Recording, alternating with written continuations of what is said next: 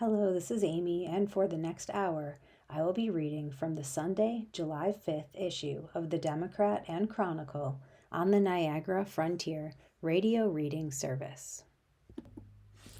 Cover story: USA 250, of the people, by the people, for the people. As America turns 250, the birthplace of Abraham Lincoln points to what comes next. Sweet Land of Liberty. From Lincoln's cabin to America's 250-year milestone, a divided nation looks ahead. Chris Kenning, USA Today. Hodgenville, Kentucky. The 56 steps cut from pink granite ascend to a neoclassical temple that seems plucked from ancient Greece and deposited on a Kentucky hilltop, one for each year of President Abraham Lincoln's life. If the first 8 steps rising amid the site's hickory, elm, and poplar trees can be viewed as his birth and boyhood here, those at the summit reflect years of growing anguish and trial. Division, slavery, civil war, all etched into the face of a man who spent his presidency fighting to hold together a nation that seemed determined to tear itself apart. Here on a recent day at the Lincoln Birthplace National Historic Park near Hodgenville, Kentucky, visitors found inside the memorial a fragile one-room log cabin symbolizing the humble origins that helped the country reach its semi-quincentennial and enter into its next chapter. If there is no Lincoln, then there is no America 250, said Harold Holzer, a prominent Lincoln author and scholar. For some visitors, the monument to one of the nation's most consequential chapters also drew unsettling parallels to today's divisions. An American experiment that seems once again beset by argument over what that country is, who belongs to it, and whether its oldest institutions can hold. There's been a lot of division, said Keisha Conrad, a 46-year-old mother of 3 from Kentucky, who wanted to put her hands on the cabin of a president she admired for his legacy and equality. It's kind of worrisome. Recent years have brought turmoil, widening cultural divides, an attack on Congress to overturn an election, the rights of free speech tested, political demonization and misinformation, surveys showing a decline in Americans who see democracy as important. It's no civil war over slavery, but it has fueled a more somber and reflective mood, said Nicole Hemmer, a Vanderbilt University history professor. I think we are at a pretty important historic crossroads, and I think that's why Lincoln appeals to people, she said. Divisions are part of the price of democracy, argued Lincoln, author and University of Florida professor Alan Guelzo. Lincoln believed in the power of democracy to weather storms, Guelzo said, and that it's possible to solve problems by appealing to what he called the better angels of our nature, and that there could be room for disagreement while still avoiding a house so divided it cannot stand. As she toured the birthplace site, located at Sinking Spring Farm, Conrad said Lincoln's lessons resonated. Her hopes for the country as it enters year 251 are far more: people to help bridge divides not just across political parties, but across neighborhood fences or schoolyards. I just hope that things are better, she said. From boyhood to revered and reviled president. 10 miles northeast, a 2-lane road winds through forested knobs and stretches of countryside before opening into a small valley where a copper-colored water runs over a limestone creek bed. This is the Knob Creek Farm, where Lincoln lived between the ages of 2 and 8, settling in 1811 after a land dispute forced them out of Sinking Spring. They grew corn, tobacco, and pumpkins and attended a Baptist church. A reconstructed log cabin and the 1933 tavern that now serves as the visitor center mark the place that fueled the quincentennial nation saga of Lincoln's log cabin to White House rise. But perched on the old Cumberland Trail between Louisville and Nashville, the site also planted seeds of what was to come. He saw enslaved people in chains being marched down this road to be sold to Deep South plantations. That image shaped the conviction that would define his presidency and lead to the Emancipation Proclamation, that a nation cannot endure permanently half slave and half free. By the time Lincoln elected president in 1860, slavery was already cleaving the country. Congress stopped hearing anti-slavery petitions as too divisive. Some Southern postmasters interdicted abolitionist tracts. There was political violence. In the build-up to the Civil War, they kept trying political solutions, and the political solutions didn't work, Hemmer said, noting that there are echoes of today's increasingly infrequent compromise. There are two irreconcilable views of what the country will be, and that has to be worked out somehow. Lincoln would refuse to let the nation cleave, but it would come at a staggering cost of hundreds of thousands of lives in a war that left him both reviled and revered. The war period saw its own monuments of threats to rights, such as suspending habeas corpus, the legal mechanism to prevent arbitrary detention. But it preserved the Union, and it led to the 13th Amendment ending slavery and the 14th Amendment guaranteeing equal protection and due process, laying the groundwork for the civil rights laws of the 1960s, including the Voting Rights Act. It also granted birthright citizenship. Some of those issues are again being debated today. Standing reading a placard near the cabin was Philip Wolfgang, 54, a natural gas plant worker from Ohio visiting with his family. He marveled at the anguish Lincoln must have felt as the nation was unraveling under his watch and as he tried to keep it together. He credited in part Lincoln's imperative to work with rivals for the larger good. "We must not be enemies," Lincoln said during his first inauguration, even as 7 states had seceded.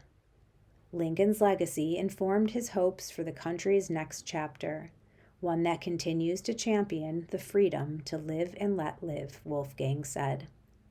"Even if we don't see eye to eye, we can at least agree we are Americans, and we want to see the country succeed," he said. "That's what I hope to see for my kids in the future." We could sure use him about now. Tucked between the birthplace and the boyhood home is Hodgenville, town of 3,300, a living testament to Lincoln's origin story. There's the Lincoln National Bank, Lincoln Village Apartments, Lincoln Boulevard, and in Lincoln Square, a seated bronze statue of Lincoln.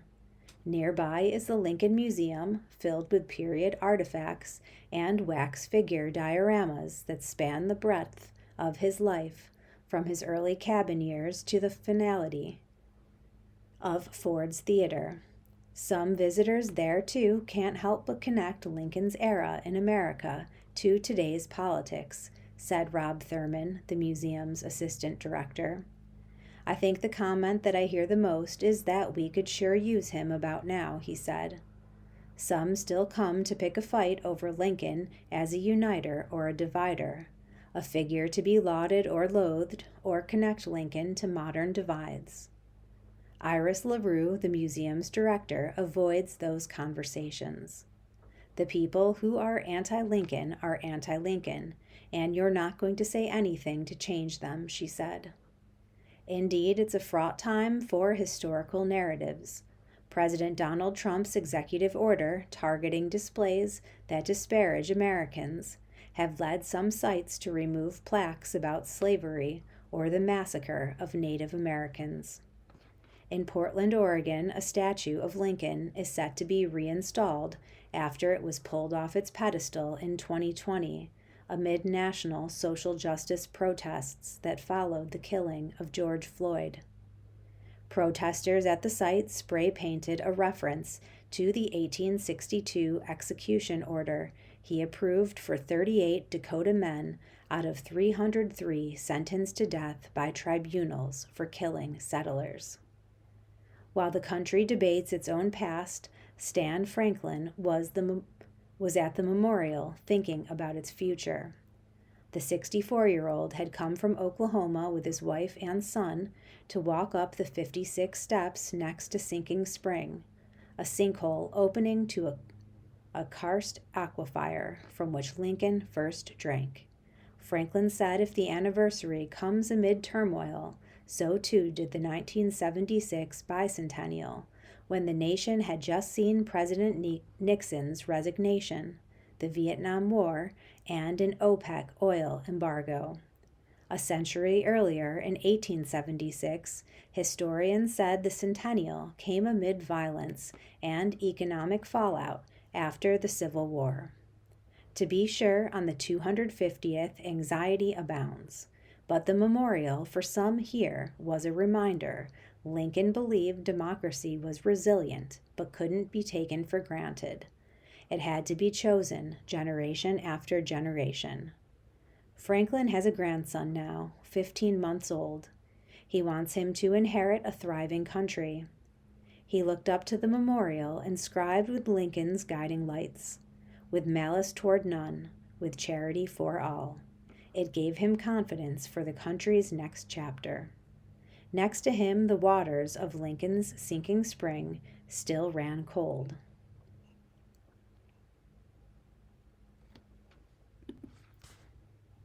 The next 250 years.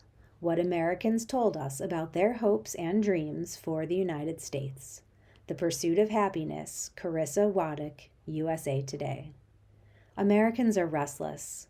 We saw independence 250 years ago as a nation in pursuit of unalienable rights to life, liberty, and the pursuit of happiness. We moved across the land in covered wagons, searching for prosperity. We raced toward space, believing it was a new frontier for knowledge and peace. The country's progress has also been shadowed by injustice.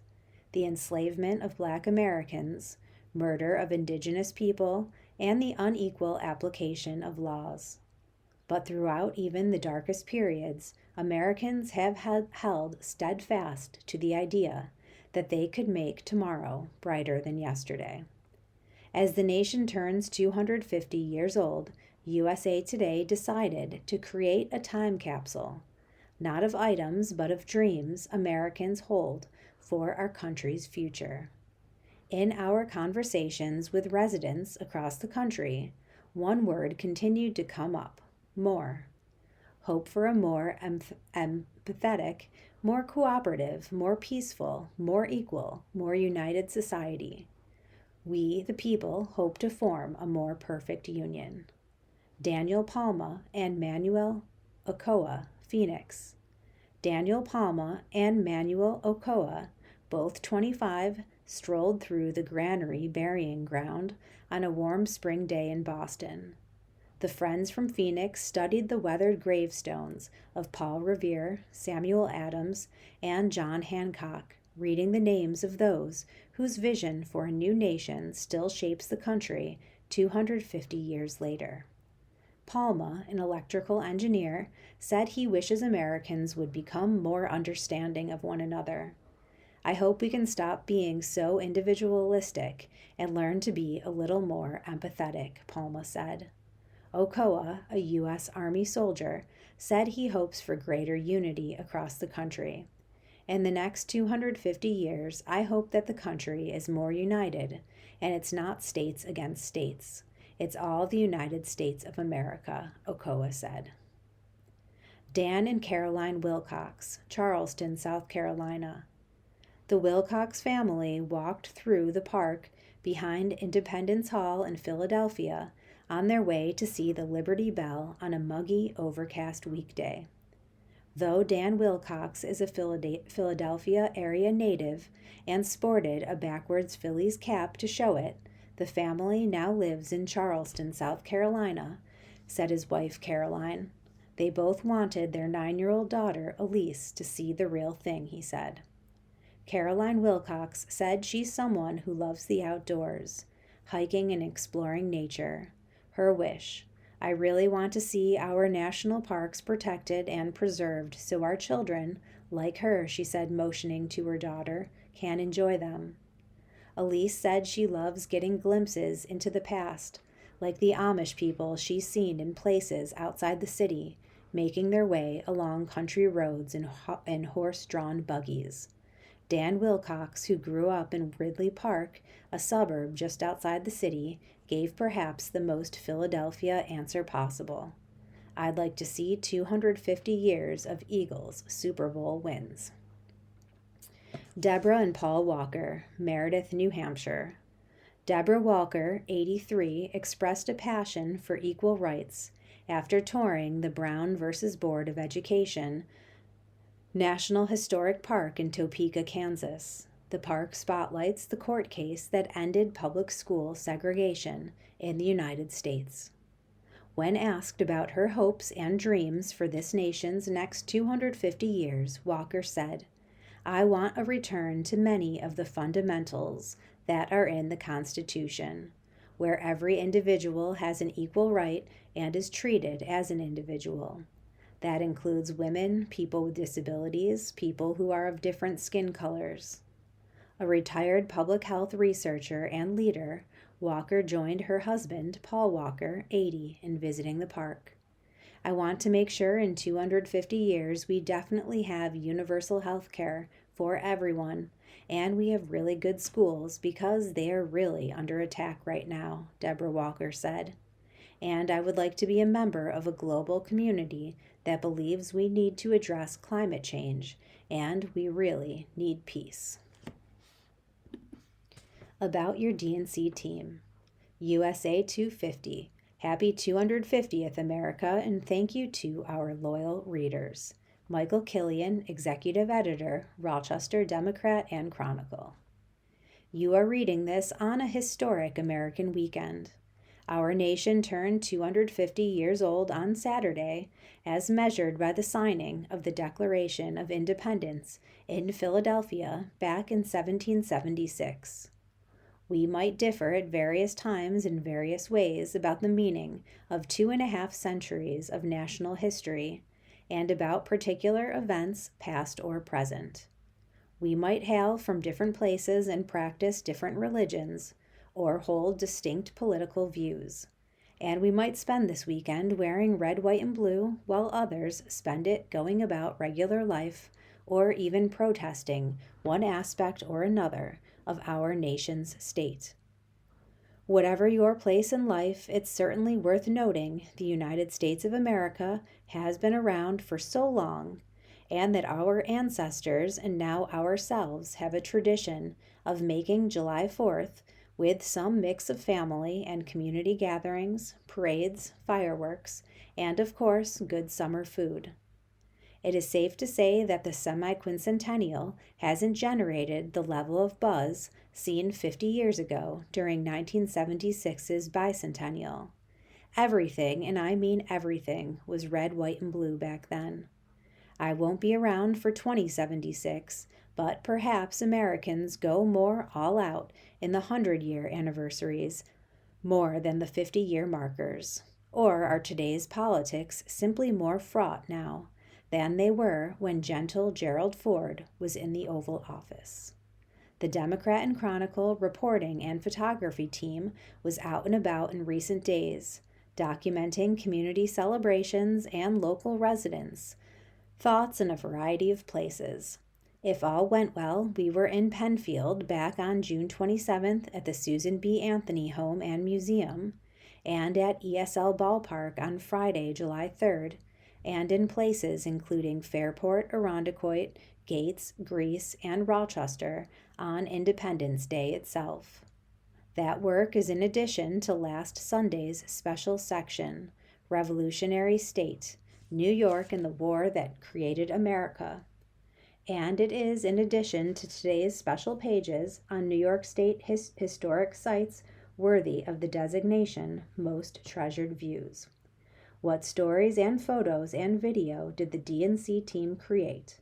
I recommend you put your newspaper down and visit democratandchronicle.com right now to see, or wait a day or two to see some of the photos and stories in your printed newspaper. I think of their predecessors in the 1830s or the 1870s or the 1920s or the 1970s who did much the same thing. Community celebrations always make for good copy and great headlines, and for great photos, especially when dressing stylishly in public was the norm. Men used to wear hats in large numbers once upon a time, remember. The Democrat and Chronicle has long documented celebrations and protests of all types. We're proud to have helped tell the tale of America's 250th celebration now.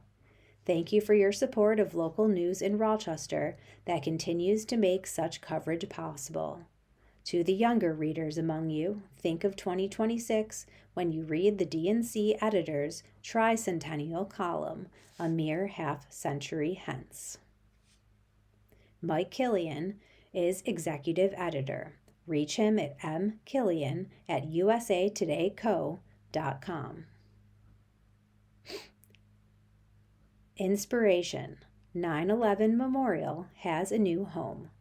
Canandaigua Fire Department steps in. Mike Murphy, Rochester Democrat and Chronicle. The late Fishers Fire Chief Andy Stromfeld created a memorial so that people would never forget the tragedy and the heroism of first responders who were called to the World Trade Center in New York City on September 11, 2001. And who continued their rescue and recovery efforts in the days, weeks, and months in the aftermath of the terrorist attack. With this memorial in danger of losing a home at its home base, his fellow firefighters wanted to ensure that Stromfeld and his memorial are never forgotten. That's when the Canandaigua Fire Department stepped in. Stromfeld joined the Fishers Fire Department in Victor from New York City 2 years after he was among those who helped in evacuation and recovery efforts at Ground Zero. He was chief from 2012 until retiring in 2018. Stromfeld was 60 when he died in 2021 from cancer linked to his service at Ground Zero. Stromfeld, acting on a desire to create a memorial, soon got to work after his arrival. Extensive with many pieces, the 9/11 Memorial includes several striking photos of Ground Zero, some of which Stromfeld took. A 6-foot steel I-beam from the World Trade Center stands front and center. Pieces of rubble collected from the scene lie at the memorial's base. Across the top reads the inscription, "All gave some gave all," referring in part to the members of FDNY, NYPD, and PAPD who gave their lives in the terrorist attacks on the World Trade Center and whose heroic actions saved thousands of lives. The memorial, which was dedicated in 2011 by members of the Fishers Fire Department, needed a home after the more than 100-year-old Fishers Fire District, where Stromfeld and many others served their community, was dissolved last October. The Canandaigua Fire Department took in the memorial. It's now housed at its Station 1 firehouse on South Main Street. A folded American flag and a photo of Stromfeld have been placed beside it. David Sorrells, who was a Fishers firefighter but now works in Brighton, said all of those who served with Stromfeld know how much this memorial meant to him. "It meant something to us," Sorrells said. "The memorial is now in a perfect place," said Peter Marasco, who was a volunteer at Fishers during a ceremony April 23rd. Marasco remembered when Stromfeld arrived from the big city to this tiny, by comparison, hamlet. "We knew right away he had a lot of knowledge," Marasco remarked, adding that Stromfeld freely shared his knowledge and firefighters learned a lot from him. It truly was an honor to work with Andy. Several Canandaigua firefighters learned the business from Stromfeld at the Fishers Department. Canandaigua firefighter and Union President Jacob Bement said that they will never let 9/11 be forgotten. "We won't let you down, Chief." Bement said, "Mike Murphy covers Canandaigua and other communities in Ontario County and writes the Eat, Drink, and Be Murphy Food and Drink column. He can be reached at mmurphy@messengerpostmedia.com. Remarkable Rochesterians. Henry Augustus Ward, 1834 to 1906. A finder of fossils from around the world, Henry Augustus Ward, a Rochester native, studied at several universities. He spent years collecting fossils and geological specimens in Europe and Africa, then returned to Rochester with some 40,000 specimens in all, Roswell Ward wrote.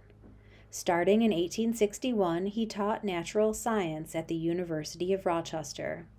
He founded Ward's Natural Science Establishment in Rochester, now Ward Science in Henrietta, which became internationally renowned. He sold collections of fossils, minerals, meteorites, corals, and animal specimens, helping colleges establish their first schools of natural science and creating the foundation of many American museums. His exhibits won medals at World's Fairs. Until Kodak arrived, the city of Rochester was known around the world as the home of Wards. Herman Fairchild, U of R professor of geology, wrote in 1933. The company also developed the science of museum taxidermy. Ward had mounted bison heads for his friend, Buffalo Bill Cody, and the elephant Jumbo for his friend, P.T. Barnum.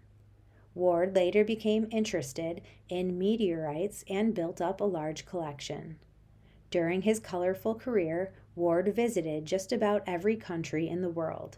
He nearly died of disease in Fernando Po, survived a terrifying storm on the Red Sea, even descended into the smoking crater of Vesuvius, despite the protestations of a terrified guide, all in pursuit of more specimens for his collections.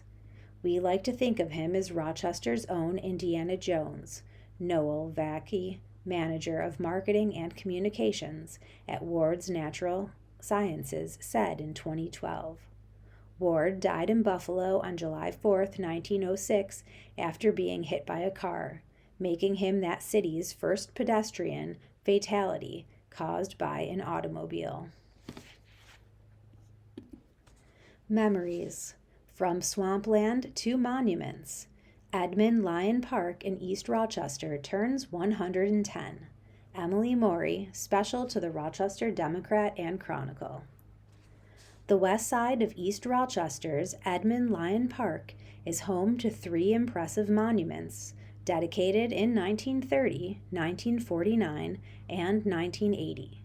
These monuments honor the East Rochester residents who served the country in World War I, World War II, the Korean War, and the Vietnam War. But at the turn of the 20th century, much of the land that now comprises Edmund Lyon Park was a veritable swamp. At the time, the centrally located, if somewhat boggy, plot was owned by the Vanderbilt Improvement Company, the outfit charged with administering the sale and development of the farmlands that became East Rochester. But the venture found the wild, jungle-like tract facing Main Street to be unsellable and set it aside as a public land that later was christened Vanderbilt Park. Ironically, the so-called Improvement Company did little to improve upon its eponymous park. Plans were made to excavate a lake out of the swamp, for which local businessman Harry Eyre promised to donate a 10-foot alligator. But the lake and its reptile resident never came to fruition. The park languished until noted engineer and philanthropist Kate Gleason intervened. Dismayed by the unfulfilled potential of the plot and eager to ameliorate life for East Rochester's laborers and their families, Gleason purchased the 7-acre site in 1916. After hiring a landscaping engineer to design the park, she enlisted the help of Gleason Works employees and village board members to clean and develop the land, plant flowers, and build a bandstand. 2 months later, in July 1916, 5,000 local residents gathered as the park opened. They were treated to patriotic songs by the community chorus, a performance of A Midsummer Night's Dream by area schoolchildren, and a baseball game between the Oddfellows and the Independents. The only controversy surrounding the otherwise idyllic day concerned the titling of the tract. Despite her integral role in the project, Kate Gleason insisted that the park should be named after manufacturer and educator Edmund Lyon. But when Horace McGuire completed the park's dedication speech, lauding Edmund Lyon's business acumen and generosity, Lyon explained that although he was flattered, Gleason Park would be a more fitting name. Kate Gleason flatly refused the honor, and the originally proposed name stuck. Edmund Lyon remained the only park in East Rochester until the 1930s, and it played a central role in community life over the course of the village's development. A favorite site for company picnics and family reunions, the park also, for a time, offered regular musical entertainment via weekly performances held at its bandstand. Various recreational amenities, including a skating rink, wading pool, and playground, were eventually added to cater to the children of the village. Though it started out solely as a leisure space, over time the park developed into a significant commemorative site as well. A longer version of this story was published June 2, 2017. Emily Morey was a Rochester-based freelance writer. Community. New Italian festival to debut in Spencerport this month, to include food, music, World Cup watch party. Aaron Jones, Rochester Democrat and Chronicle. A new festival celebrating Italian heritage and Rochester's ties to Italian culture will debut in Spencerport in July. Organized by brothers Andrew and Domenico Colapriti, Ciao Ragazzi, Festa d'Italia will transform the Erie Canal area into an Italian-style piazza. The Rochester natives were inspired to create the festival after visiting their father's hometown of Solano, Italy, 4 years ago. It took that trip for us to realize how much of our upbringing reflected the way people actually live in Italy, Andrew Colapriti said. It gave us a deeper appreciation for our family traditions and inspired us to celebrate that culture with the Spencerport and Greater Rochester communities. Festival goers will be able to sample menu items from local vendors, including Capone's Italian Eatery, Yeah Baby Bakes, and Forno Tony. An Aperol Spritz station also will be featured. I love the idea of someone enjoying an Aperol Spritz along the canal on a summer day, paired with a great porchetta sandwich, while Italian music plays in the background and the community comes together, Andrew Colapriti said. When is the festival? Ciao Ragazzi Festa d'Italia will be held at Spencerport Fireman's Field on Saturday, July 18th and Sunday, July 19th, 2026.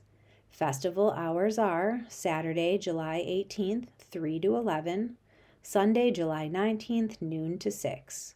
What activities will be at the festival? The festival will include live performances by Allegro, Inca Paci de Contari, and DJ Al Galelli. Super Tombola, free bocce and foosball, FIFA World Cup finale watch party, car show, farmers market. The Super Tombola game, scheduled for the evening of July 18th, will offer prizes, including QB Cucina, artisanal pasta-making tools and kitchenware, a pair of JetBlue round-trip tickets, and 2 tickets to see The Lion King at West Her Auditorium Theater. The FIFA World Cup final watch party begins at 3 p.m. July 19th, with the match shown on a 16-foot screen. The Colapriti brothers said the event was a natural fit, even though Italy did not qualify for the tournament. At the end of the day, we're celebrating Italy's favorite sport, and it still feels very much aligned with an Italian festival, Andrew Colapriti said. Soccer was such a big part of our upbringing. I remember waking up on Sunday mornings with matches on TV, while my dad cheered and my mom cooked sauce. The festival also will include family-friendly activities for children. Creating a multi-generational event was important to the organizers. When we were in Italy, I had just had my son, Domenico Colapriti said. It sparked a desire to pass down our culture, and we want to honor the traditions we grew up with. How much are tickets? Admission is $5 in advance, $6 at the gate. Free for children younger than 12. For more information, visit the festival's website.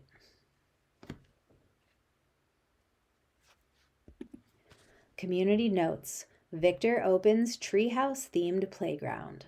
It's time for Victor to play. The town of Victor held a grand opening and ribbon-cutting ceremony for the new-look Dreyer Road Park playground on July 27th. Installation on the playground at 7405 Dreyer Road was completed this spring, and this play area spans approximately 7,200 square feet, significantly exceeding the previous footprint of 5,500 square feet. The project reflects the town's ongoing commitment to inclusivity, accessibility, and quality recreational spaces for families across the community, according to Councilwoman Alexis Ogra. Town residents who answered a survey in September 2024 indicated an accessible playground was among their top priorities.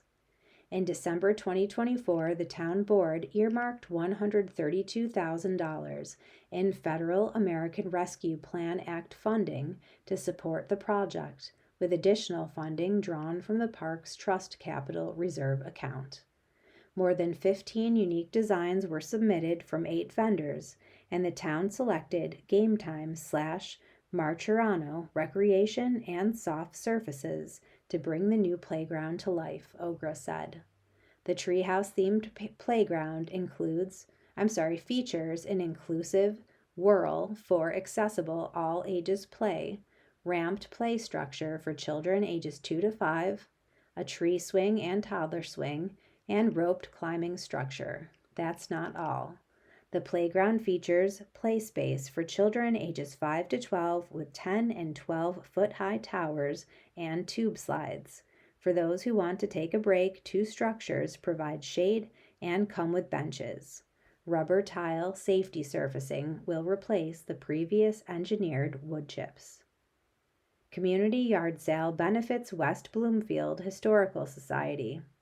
Mark your calendars for the return of a summer tradition in West Bloomfield. The West Bloomfield Historical Society's 34th Annual Community Yard Sale will be held from 9 a.m. to 4 p.m. on July 11th and 9 a.m. to 1 p.m. July 12th at the Society's home, 8966 State Routes 5 and 20.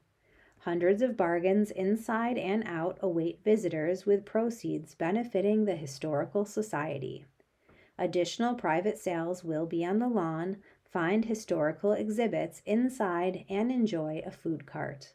For details about the sale, donations, items not accepted, and lawn space rental, see wbhsny.org or visit West Bloomfield Historical Society, New York. Arts. Glory Denied. Opera explores difficult lives of longest-serving Pau and his family. Laura Nichols, Rochester Democrat and Chronicle. Finger Lakes Opera will mark the 250th anniversary of the Declaration of Independence with a production exploring the sacrifices military members and their families make as the cost of U.S. freedom. Air Force Sergeant Ben Edquist, a baritone, will portray the older Colonel Floyd James, Jim Thompson, the longest-serving prisoner of war in U.S. history, in Glory Denied at 2 p.m. Sunday, July 19th at Robert F. Panera Theater at RIT/NTID in Henrietta. Luke Hurst, a tenor, will portray the younger Thompson during his nearly 9 years in a Viet Cong prison, and sopranos Daniela Brancato and Hannah Moreno will portray the older and younger versions of his wife Alice, respectively. The opera focuses not just on Thompson's sacrifice, but that of his wife and their 4 children, composer Tom Cipulo said. A panel discussion will follow the 85-minute opera. It will feature Edquist Cipulo, Finger Lakes Opera Artistic Director Stephanie Harvey, and Trevor Jonas, a Marine veteran who works for the Veterans Outreach Center. Counselors also will be on hand. Havey, an assistant professor at the University of Michigan, said that in planning the production, she and others talked in February to Cipulo during his short residency at Eastman School of Music. They also reached out to the Veterans Outreach Center in Rochester, whose staff member worked with the opera company. I'm so thankful for that collaboration. It just brought a lot of depth, she said, adding, I think this piece is a celebration of our veterans, and especially the Vietnam War veterans who raised awareness of the needs of people coming back from war. Besides the actors, the opera will include videos on 3 different surfaces, she said, which allows us to blend the setting as well as the journey. Among the highlights will be the comparison between the 1950s values that Vietnam War soldiers were raised with and how the culture had shifted in the 1970s when Thompson was released.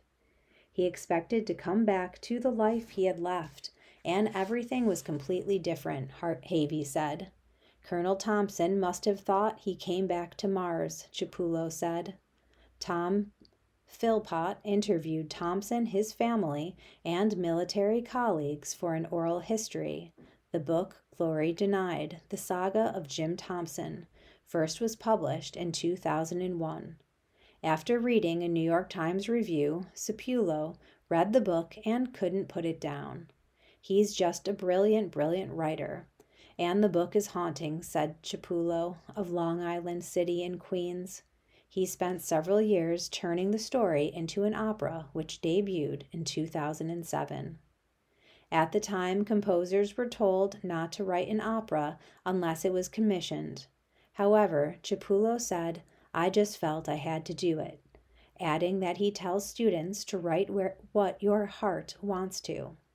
Now, Glory Denied has been performed more than 40 times and recorded twice. The issues of veterans returning to home life and dealing with post-traumatic stress disorder, alcoholism, and addiction are central themes. Thompson was aboard a plane that was shot down near Quang Tri, South Vietnam, on March 26, 1964, and suffered a broken back, a bullet wound across the cheek, and burns. He was captured by the Viet Cong, tortured, starved, and isolated, not speaking to another American for 5 years. In the opera's first act, Thompson looks back on his 3,278 days as a captive, when he survived by dreaming of and idealizing Alice. However, Alice, who assumed her husband was dead and refused to allow him to be included on the then popular POW bracelets, is struggling to raise their 4 children amid fear, loneliness, and pressure to go public. She eventually starts a relationship with another man and moves in with him. In Act 2, the older Thompson is released March 16, 1973, and returns home, entering a new kind of torture when he finds his wife and his country have changed. Not only is Alice now with another man, but also the country is caught up in riots against the Vietnam War and military service in general. When they came home from Vietnam, they were called baby killers and greeted with hatred, Chapullo said. Havey said the costuming will emphasize the cultural changes, with the older Alice wearing pants and having shorter hair. The couple struggled to revive their marriage but ultimately divorced. Both became alcoholics. Daddy didn't understand that Mama had a voice of her own. She wasn't Mrs. Thompson anymore. His son Floyd, Jimmy Thompson Jr. of Nashville, told the Kentucky Opera in 2019 as it was preparing a production of Glory Denied.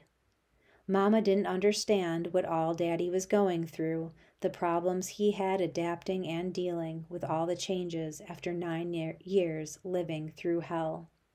Colonel Thompson was a hero, but he was also a deeply flawed hero, Chapullo said, adding, "We're all like that." All 4 actors appear in both acts. You can be watching a conversation, then either their younger or older selves takes their place in the conversation, Havey said. It's all woven together in an intricate manner. Edquist of Washington, D.C. is a member of the Singing Sergeants, the official chorus for the U.S. Air Force.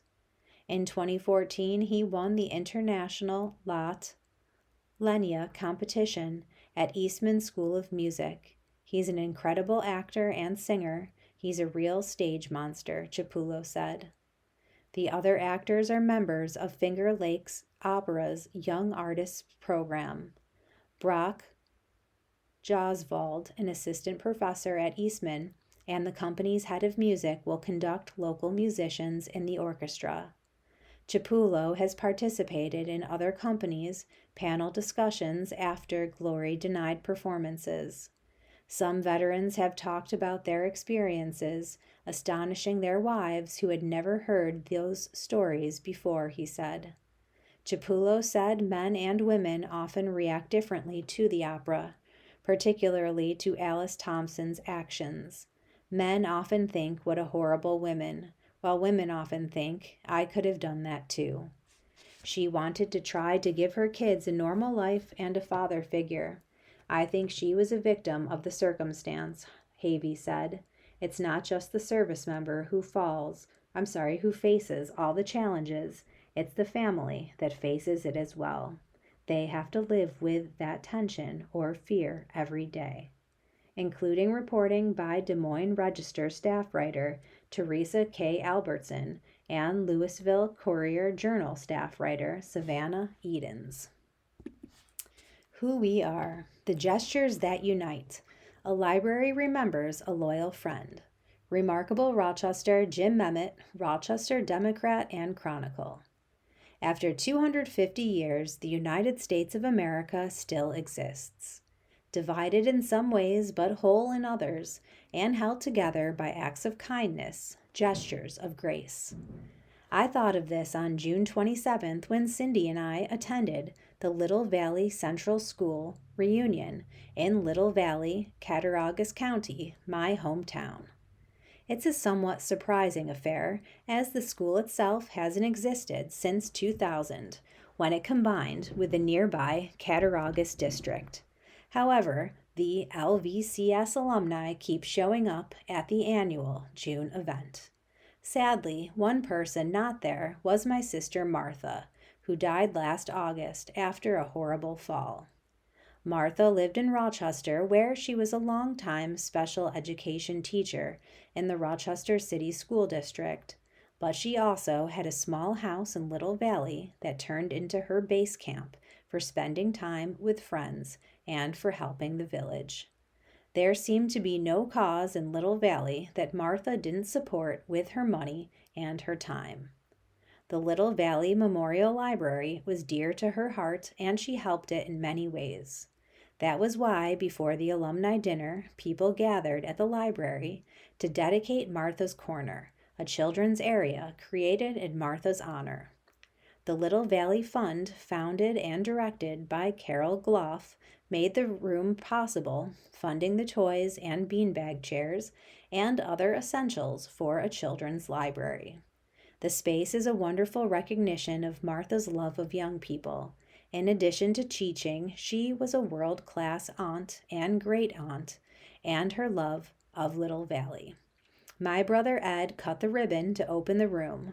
My sister Elizabeth and my brothers John and Mark and I stood with him, as did those who had made the room a reality. After that, I talked about Little Valley with several people and learned that the village, which had a population of about 1,000 and is 50 miles south of Buffalo, faces the same problems many communities face. The food pantry is seeing more demand. There are older residents who live in isolation. The economy is shaky. But I also learned that people reach out to help others as they did when I was growing up, as they did before that, through wars and economic depressions and horrible health crises. My grandfather, an immigrant from Sheffield, England, arrived in Little Valley in the early 1900s to work in a knife factory. The village had thriving cutleries then, an industrial base that is long gone. He and my grandmother, also named Martha, stayed and raised a large family. Their children included my father, Arthur Memmott, who went off to Oberlin College in Ohio and then came back, eventually becoming the principal at Little Valley Central. My father loved children. He and my mother had 6 after all, and he would have loved Martha's room. I'm certain he would have appreciated the fact that years from now little children will be sitting on the beanbags and playing with the toys and reading the books, doing exactly what he and Martha would want. The dedication of the room was not linked to the 250th anniversary of the United States, and certainly it won't be chronicled like all the parades and the fireworks. But it's good to remember that in 2026, people gathered in a little village to remember and honor a good friend. People do care for each other. They really do. Perhaps that's why 250 years down the road, we are still here. From his home in Geneseo, Livingston County, retired senior editor Jim Memmott writes Remarkable Rochester about who we were, who we are. He can be reached at jmemmott@gannett.com or write Box 274, Geneseo, New York, 14454. Obituaries. I'm not able to read the whole listing for each individual, just their name, age, and city or town. For more information, call 716-821-5555. Andrew P. Andy Alaco, 84, Gates. Sue Orend, Fairport. Shirley A. Basil, 86, Webster. Algene Lemke Brown, Alley, Pittsford. Grace Marie Diambra DeMarco, 86, Irondequoit.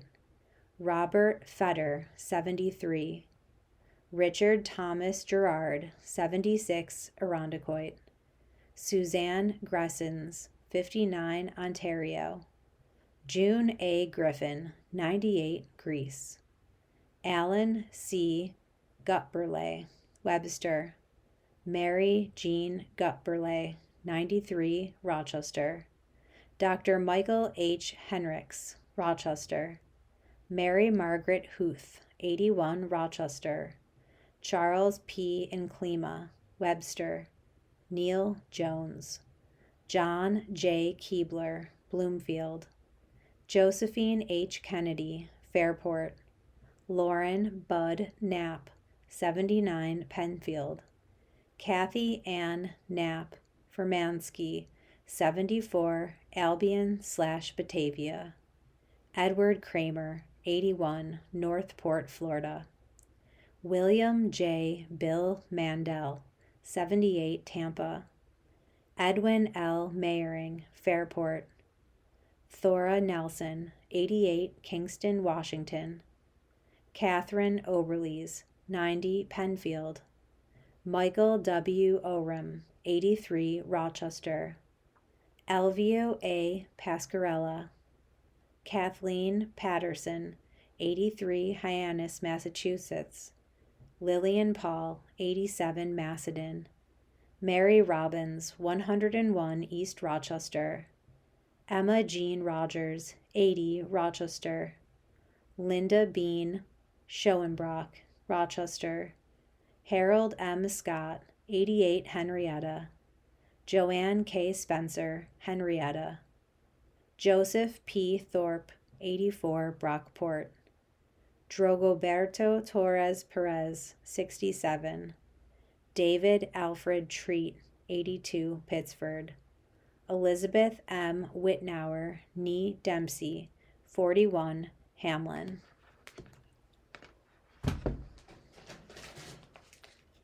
You have been listening to a reading of articles and features from the Sunday, July 5th issue of the Democrat and Chronicle. Your reader has been Amy. Thank you for listening.